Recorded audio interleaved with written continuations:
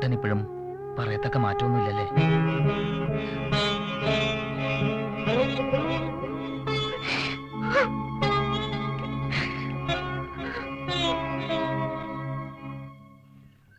ആ, നീ വന്നത് നന്നായി. നിനക്ക് ഇന്ന് വേറെ പണിയൊന്നുമില്ലല്ലോ? ഇല്ല. ആ, എന്നാ വാ. രാവിലെ നമുക്ക് സൊസൈറ്റി ചെന്ന് കുറച്ച് വളം എടുക്കണം. പിന്നെ എനിക്ക് ആ ബാങ്കിൽ ഒന്ന് കയറണം.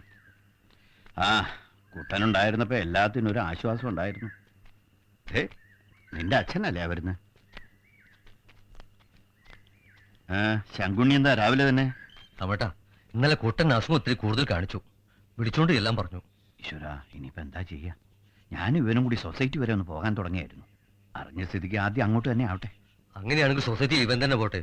അത് ഇനി മാറ്റം വേണ്ട. ആ, അതാ നല്ലത്. നീ തന്നെ പോയാൽ മതി. വരാ.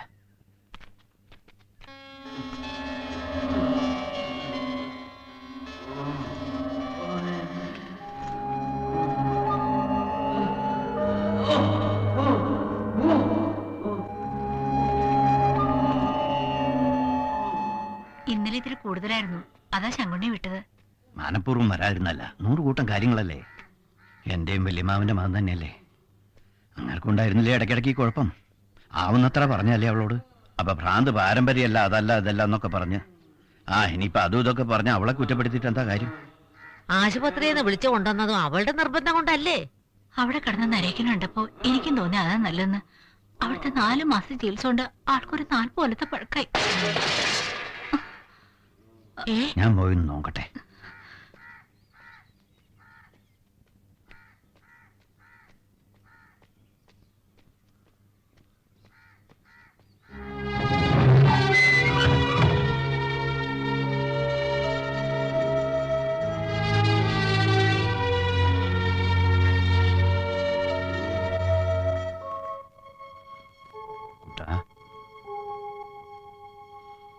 കുട്ടാ, ഇപ്പോ കുഴപ്പമൊന്നുമില്ലല്ലോ അല്ലേ?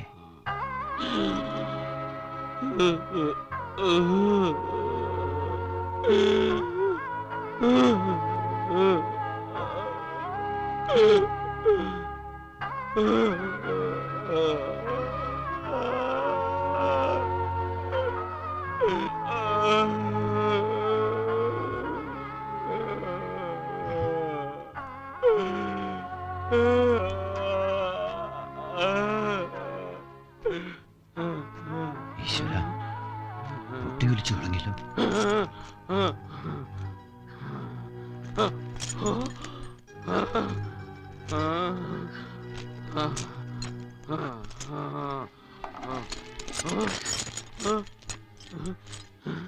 അഴിച്ചുവിടാന്ന് വെച്ചാൽ കയ്യിൽ കിട്ടുന്ന എന്താ ചെയ്യാ?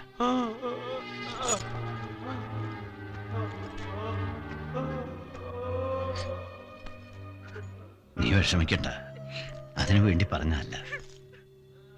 എന്റെ വിഷമം കൊണ്ട് പറഞ്ഞു പോയതാ.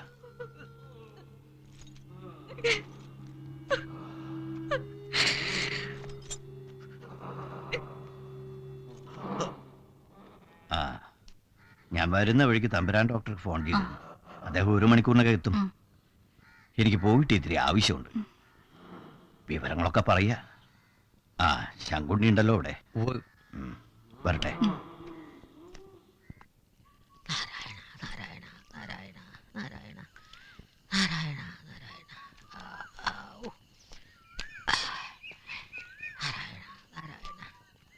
ആ, നീ എന്താ ഇപ്പൊ ഒറ്റയ്ക്ക്?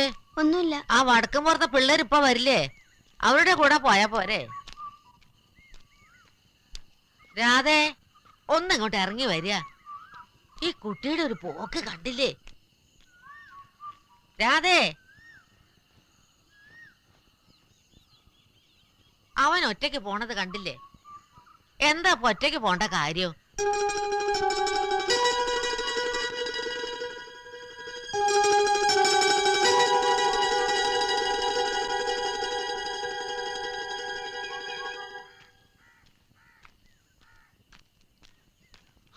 നീ ഇതുവരെ റെഡി ആയില്ലേ?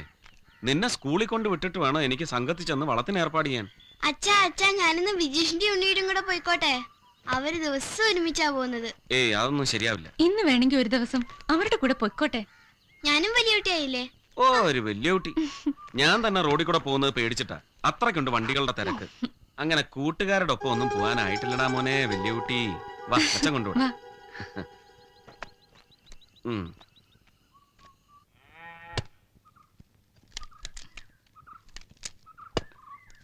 ചേച്ചി എന്തിനാ എല്ലാം കൂടെ വലിച്ചു വാരി ചെയ്യുന്നത്?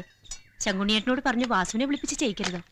ആയിട്ടല്ല, ഒരാളെ നിർത്തിയ വൈകുന്നേരം ആവുമ്പോ അവനും കൊടുക്കണ്ടേ ചുരുങ്ങിയത് 150 രൂപ. എങ്ങനെയാ കാര്യങ്ങൾ നടക്കണേന്ന് ഈശ്വരന് മാത്രമേ അറിയൂ. ചേച്ചി വിഷമിക്കണ്ട. എന്താ ആവശ്യം എന്ന് വെച്ചാൽ ചോദിക്കാൻ മടിക്കരുത്. രാഘവേട്ടനും പ്രത്യേകം പറഞ്ഞിട്ടുണ്ട്. ആ അപ്പു ക്ലാസ് കഴിഞ്ഞ് വന്നിട്ടുണ്ട്. ഞാൻ ചായ എടുത്ത് കൊടുക്കട്ടെ?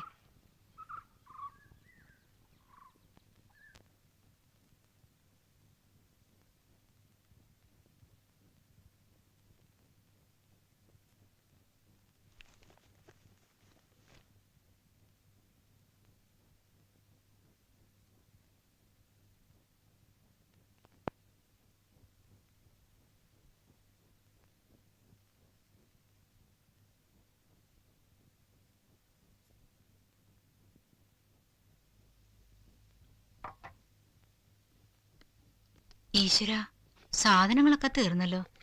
ഇന്നല്ലേ കടയിൽ കാശ് കൊടുക്കാന്ന് പറഞ്ഞത്. കുറച്ചെങ്കിലും എത്തിക്കാൻ എന്താ ഒരു മാർഗം? ചക്കപ്പഴത്തിന്റെ നല്ല മണം.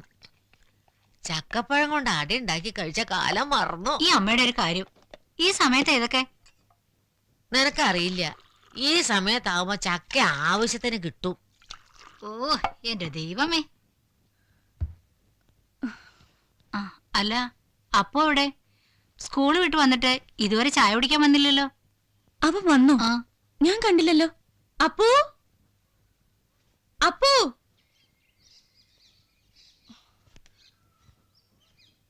അപ്പു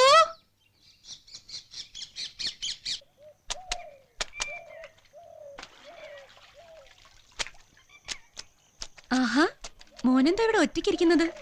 ദേ അമ്മ എന്തൊക്കെയാ കഴിക്കാൻ ഉണ്ടാക്കി വെച്ചിരിക്കുന്നതെന്നൊന്ന് നോക്കിയേ. വാ അപ്പു, എഴുന്നേൽക്ക്.